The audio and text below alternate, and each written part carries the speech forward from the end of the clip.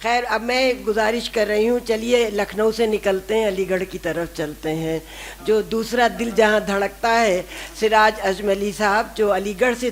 عنوان وہی ہے جو سیمینار کا عنوان ہے، کیفی اعظمی کی شاعری میں سماجی سروکار۔ استاد محترم و صدر محترم پروفیسر شاہد نورالوی صاحب، اور جی 200% ایم اے میں سر نے عرض کرتا ہوں اجازت۔ کیفی اعظمی کی شاعری کا آغاز ہی سماجی سروکار کا رہین منت ہے۔ اس عنوان سے ان کی طبعی مناسبت اظہر من الشمس ہے، اور اس کے لیے کسی ثبوت کی چنداں ضرورت نہیں، لیکن پھر بھی اپنے اس جملے کو استناد مہیا کرنے کے لیے سب سے پہلے کلیات کیفی اعظمی کے 400 سے زیادہ صفحات پر موجود مواد میں سے کیفی کی نثر سے ایک اقتباس پیش کرتا ہوں۔ اس وقت وہی اسٹرائک کا ذکر ہے، کیفی صاحب نے لکھا ہے جب سلطان و مدارس میں اسٹرائک کی تھی انہوں نے۔ اس وقت تک میری شاعری شروع ہو چکی تھی۔ شاعری کی ابتدا ایک روایتی غزل سے ہوئی تھی، لیکن اسٹرائک کے دوران غزل گوئی چھوٹ گئی اور میں احتجاجی شاعری کرنے لگا۔ قریب روز ایک نظم کہہ لیتا، لڑکوں کو سناتا اور ان میں جوش پیدا کرتا۔ کیفیات صفحہ 12۔ 4 سطروں کے اس اقتباس میں سب سے خاص بات جس کی جانب اس مجلس میں اشارہ کرنا اور جو اس مضمون میں عرض کرنا چاہتا ہوں یہ ہے کہ دوسری اصناف اور ہیئتوں میں آپ الگ الگ طریقوں سے سامعین اور قارئین کو متاثر کرنے کی صورتیں تو کر سکتے ہیں، مثلاً غزل میں دل کی بربادی کا نوحہ، مرثیے میں غم کی مختلف کیفیات کا بیان، قصائد میں ممدوح کی فیاضی کی داستان وغیرہ سے گداز قلب، ہمدردی اور محبت کے جذبات تو پیدا کر سکتے ہیں، لیکن سامعین کے دلوں میں جوش پیدا کرنے کے لیے واحد وسیلہ نظم اور اس میں پیش کیا جانے والا سماجی سروکار ہی قرار پاتا ہے، جس کی جانب کیفی نے اپنے اس اقتباس میں بہت لطیف اشارہ کیا ہے۔ سماج اور معاشرہ کوئی بھی ہو، اس کے سوز و ساز اور درد و داغ کا بیان کسی بھی معاشرے کے دلوں میں جذبات کا طوفان اٹھا سکتا ہے اور اس کے دلوں کو جوش سے بھر سکتا ہے۔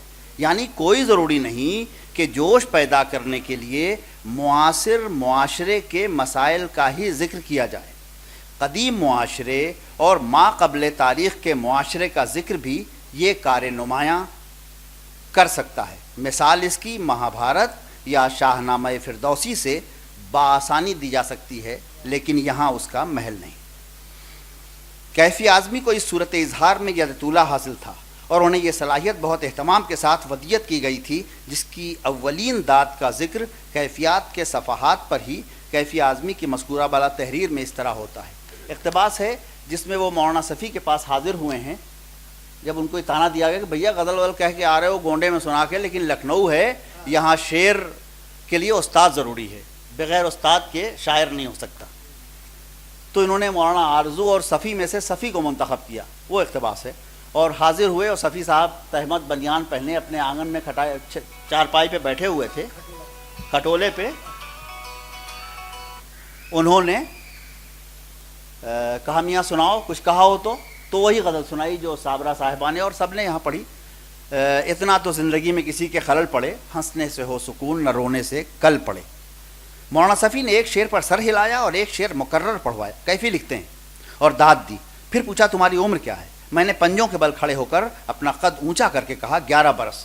یہ سن کے وہ مسکرائے، انہوں نے کہا میری شاعری کی عمر اس وقت 65 برس۔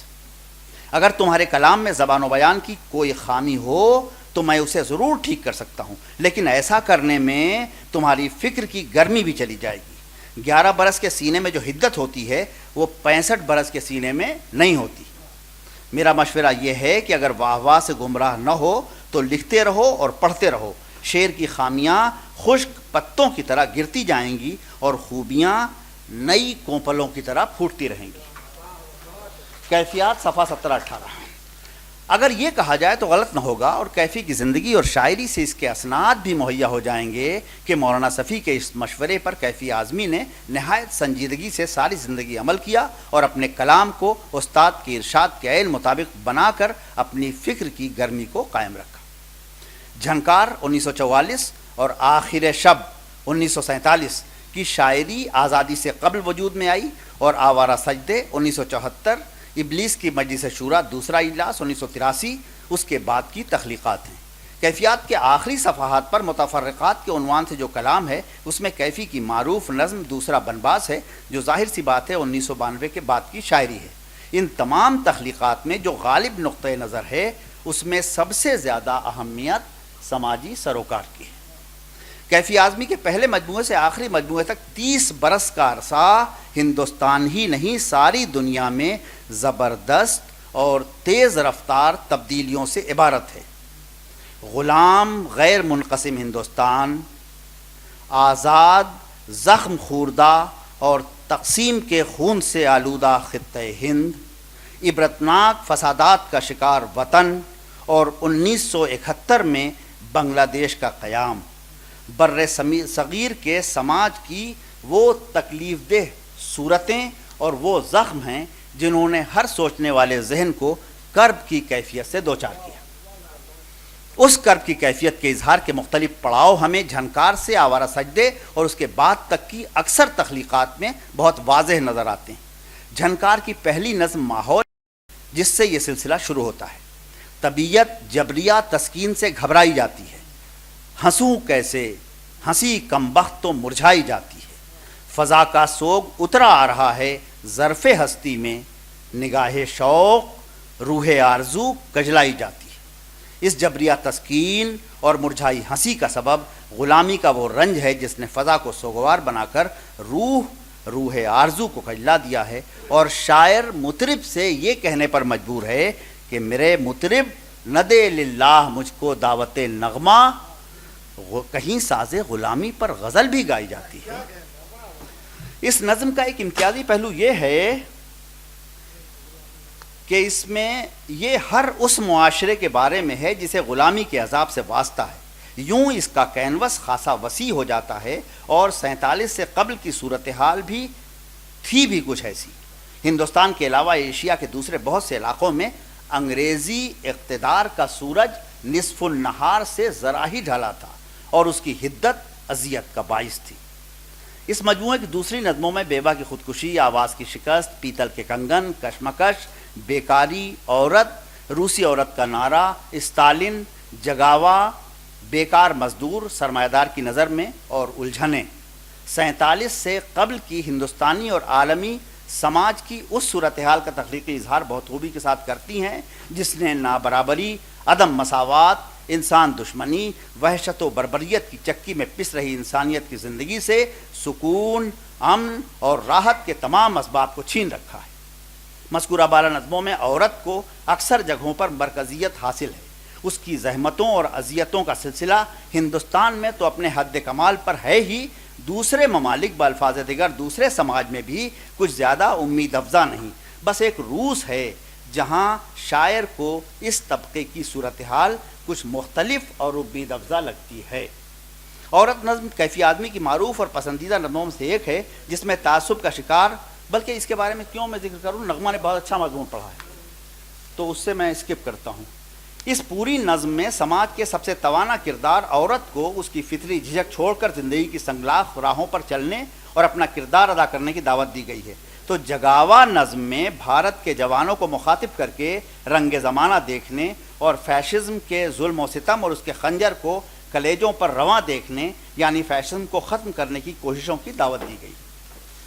کیفی اعظمی کے دوسرے مجموعے آخر شب کی آخری نظم عوام ہے جس کے اختتام پر 1946 درج ہے۔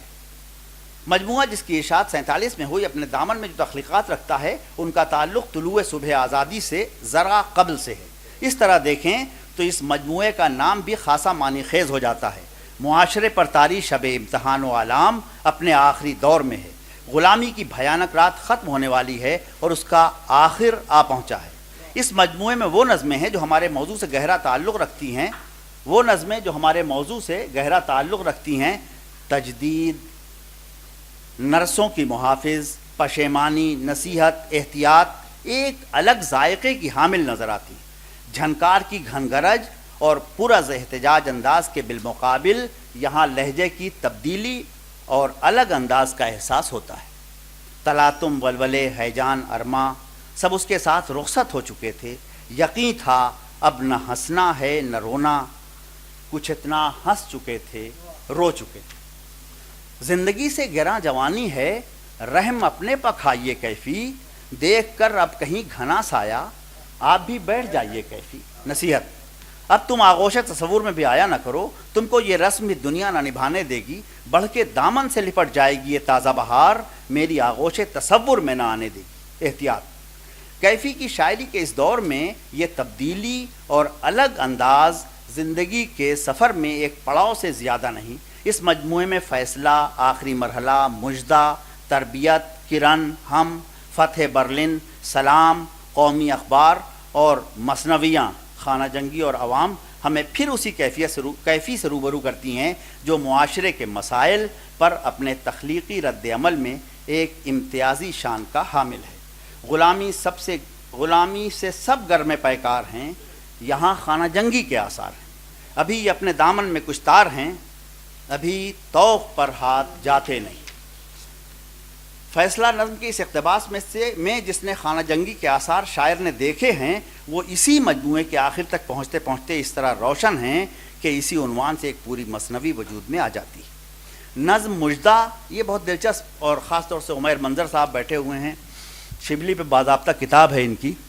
نظم مژدہ شبلی نعمانی کی معروف نظم ہنگامہ طرابلس و بلقان کی تضمین ہے اور بہت دلچسپ۔ مسدس کی ہیئت میں شبلی کے 6 اشعار کی تضمین اس طرح کی گئی ہے کہ شروع کے 2 مصرے شبلی کے ہیں اور ان پر بعد کے 4 مصروں میں کیفی نے شبلی کو مخاطب کر کے السلام علیکم اپنے جذبات بلکہ جذبات عصر کی ترجمانی کی۔ حکومت پر زوال آیا تو پھر نام و نشاں کب تک، چراغے کشتے محفل سے اٹھے گا دھواں کب تک، شبلی کے مصرے ہیں یہ۔ اب اس میں 4 مصرے سنیے کیفی کے کہ زوال ملت اسلامیہ کے نوحہ خاں شبلی، مبارک ہو کہ کروٹ لے رہا ہے آسماں شبلی، مٹائے گا ہمارا کون اب نام و نشاں شبلی، دھواں گرما چکا اڑنے کو ہیں چنگاریاں شبلی۔ شبلی کا شعر ہے کہ پریشاں ہو گئے شیرازے اور آق اسلامی، چلیں گی تند باد کفر کی یہ آندھیاں کب تک۔ اب یہ شبلی کی پھر تضمین کی ہے کہ یقیناً موت کا پیغام ہے تنظیم کی خامی، جگہ بھی تو دیا کرتا ہے اکثر درد ناکامی، اکٹھا ہو رہے ہیں منتشر اوراق اسلامی، چھپیں گی قصر سلطانی میں اب یہ آندھیاں کب تک۔ اور میں نے ایک شعر اور یہاں آپ کے لیے اقتباس کیا، سناتا ہوں کہ یہ معنی قصہ غم سے تمہارا جی بہلتا ہے، شبلی کا شعر، سنائیں اپنے درد دل کی تم کو داستاں کب تک، وہ گل شعلہ بنے جن پر ستم کروٹ بدلتا تھا کیفی، وہ رات آخر ہوئی جس میں چراغ ظلم جلتا تھا، ہمارا قصہ غم سن کے جن کا جی بہلتا تھا، قریب ختم آ پہنچی انہی کی داستاں شبلی۔ اس پوری نظم میں 2 نقاط نظر پیش کیے گئے ہیں جن کا انداز بہت آسانی کے ساتھ کسی بھی قاری کو پہلی قرت میں ہی ہو جائے گا۔ میں یہ عرض کرنا چاہتا ہوں کہ اس نظم میں 20ویں صدی کی پہلی دہائی اور چوتھی دہائی کے درمیان معاشرے کی فکر کے تفاوت کو بہت بلیغ انداز میں پیش کیا گیا ہے جو کیفی کا امتیاز ہے۔ گفتگو کے اختتام پر میں کیفیات کے آخری صفحات پر موجود کیفی اعظمی کی مارکۃ الآراء اور اپنی پسندیدہ نظم آخری بنباس کا ذکر کرنا چاہتا ہوں۔ یہ نظم 6 دسمبر 92 کے بعد کی نظم ہے۔ اس پورے دورانیے میں کیفی اعظمی کی شاعری اور جد و جہد کی عمر نصف صدی سے زائد ہو چکی تھی۔ گزشتہ صدی کی 8ویں دہائی میں کیفی اور دوسرے تمام ترقی پسند شعراء و مفکرین یکسر مخالف اور بالکل الگ معاشرے کی آہٹوں کو محسوس کرنے لگے تھے۔ میں دہلی میں زیر تعلیم تھا اور معروف ترقی پسند شاعر و ادیب اور اپنے ماموں صاحب ڈاکٹر اجمل اجملی کے ساتھ مقیم۔ معاصر معاشرے کی صورتحال پر ان کی بے چینی بچشم خود دیکھتا اور ان کے تمام معاصرین بشمول کیفی اعظمی کی تشویش کو ان کے افکار میں پڑھتا۔ آج سوچتا ہوں کہ اگر اجمل اجملی اور کیفی اعظمی جیسے لوگ زندہ ہوتے تو ہمارے معاصر معاشرے کی صورتحال پر ہماری طرح بے بسی کا اظہار نہ کر رہے ہوتے بلکہ کوئی انتہائی قدم اٹھا لیتے۔ بس آخری زحمت ہے آپ لوگوں کی۔ بات کیفی کی نظم آخری بنباس کی ہو رہی تھی۔ اس نظم کی اور کیفی کی اکثر خالص سماجی سروکار سے متعلق نظموں کی خاص بات یہ ہے کہ اس میں فنی لوازم کو بہت سلیقے سے برت کر اس نظم کو نراج اسٹیٹمنٹ بنانے کے بجائے انہوں نے فن پارہ بنا کر پیش کیا ہے. علامت، تلمیح اور دوسرے وسائل بلاغت کو برت کر کس خوبصورتی سے نظم کو قائم کیا گیا ہے، دیکھنے کی بات ہے. ایک پوری کہانی جس کا دورانیہ ہزارہ سال کو محیط ہے، کس طرح ہمارے معاصر معاشرے کی اور آج کی کہانی بن جاتی ہے. رام بنواس سے لوٹ کر ایودھیا آتے ہیں، سرجو میں پیر دھو کر شہر میں داخلے کا ارادہ کرتے ہیں. انہیں ہجوم نظر آتا ہے اور ایودھیا کی سرزمین پر سرجو کے کنارے خون کے تازہ دھبے ملتے ہیں. انہیں اس بات پر حیرت ہوتی ہے کہ اتنے دیوانے کہاں سے میرے گھر میں آئے. خون کے دھبوں کو دیکھ کر رام بغیر پاؤں دھوئے سرجو کے کنارے سے یہ کہتے ہوئے اٹھ جاتے ہیں کہ راجدھانی کی فضا آئی نہیں راس مجھے، 6 دسمبر کو ملا دوسرا بنواس مجھے. اس جلسے کے لیے بطور خاص اور سماجی سروکار کے عنوان کے تحت مجھے کچھ معروضات کیفی اعظمی کی شاعری کے حوالے سے پیش کرنے کا حکم ہوا تھا، سو میں نے عرض کر دیا. لیکن جیسا کہ اسی حال میں پہلے بھی عرض کر چکا ہوں اور آج اپنے اس خیال کا اعادہ کرتا ہوں کہ کیفی اعظمی نے مقصدیت اور سماجی سروکار وغیرہ کو خوب برتا ہے، لیکن ان کی تربیت، ان کے عصر کی برکت اور ان کے مطالعے نے انہیں یہ سب کچھ شاعری اور فنی لوازم سے مملو شاعری کے پیرائے میں پیش کرنے کی جو توفیق بخشی ہے، وہ انہیں زندہ اور ان کی آواز کو بعد والوں تک پہنچانے میں معاونت کرتی رہے گی. بہت شکریہ.